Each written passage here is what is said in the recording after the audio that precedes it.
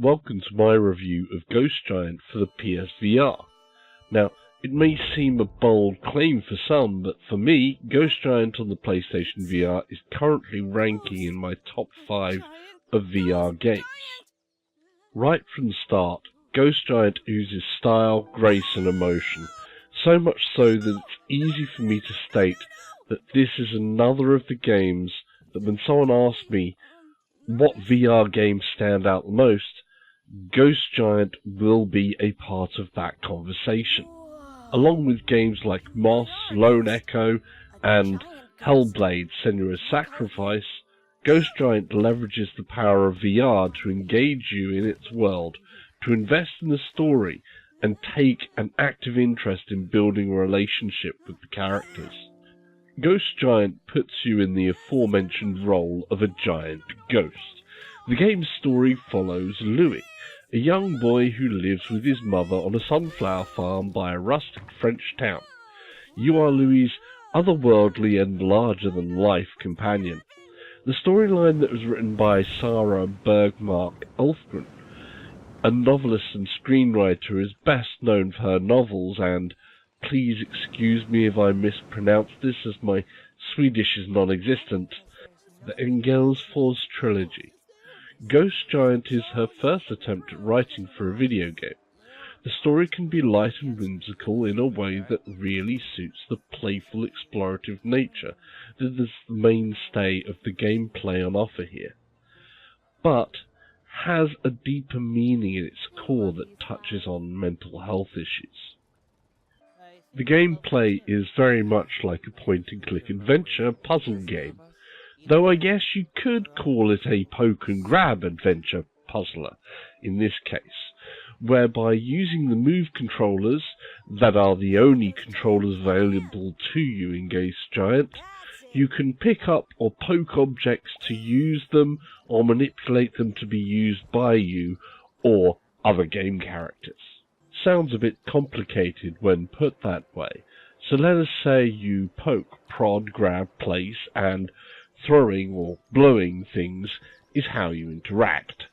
The graphical quality is simply stunning. Given your giant proportions, with its scale and style, the landscapes and buildings have this wonderful feeling of you being surrounded by a diorama-like world made of painted cardboard and paper. The character animation is like if Aardman Animations and Pixar got mashed together in VR. Add a splash of theatrical lighting, expertly crafted sound design, and music that, as a side note, makes the loading screens one of the best I've seen, as the music just compels you to move your hands, leaving trails in the air. The voice acting is first-rate throughout the game, and the result is that everything combines together into a shining example of how to emotionally engage an audience that I see as a quintessential part of what makes Ghost Giant one of my top 5 experiences in VR. With all that I have to praise Ghost Giant, it's not perfect. I have run into some issues with tracking and game objects that are needed ending up beyond my reach.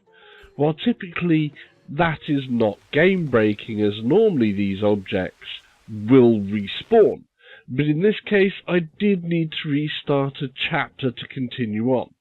But this didn't have a majorly adverse effect to the game overall.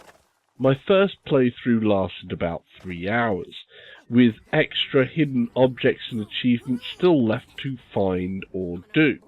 While this game does appeal to me, it may not appeal to the more FPS or multiplayer focused of players out there, but I think it's wonderful for anyone who enjoys an engaging story, and I would also recommend this for those who are new to VR as well as those who are VR veterans. As a rating, I would score Ghost Giant for the PSVR as a solid 8.5 out of 10, priced at $24.99 in US dollars or in euros, and £19.99 in the UK. The digital version of Ghost Giant is releasing on the 19th of April in the EU and the 2nd of May in North America, with physical copies available thanks to Perp Games. If you enjoyed this video, please give a thumbs up, subscribe, and don't forget to hit that notification bell, or leave a comment or question down below.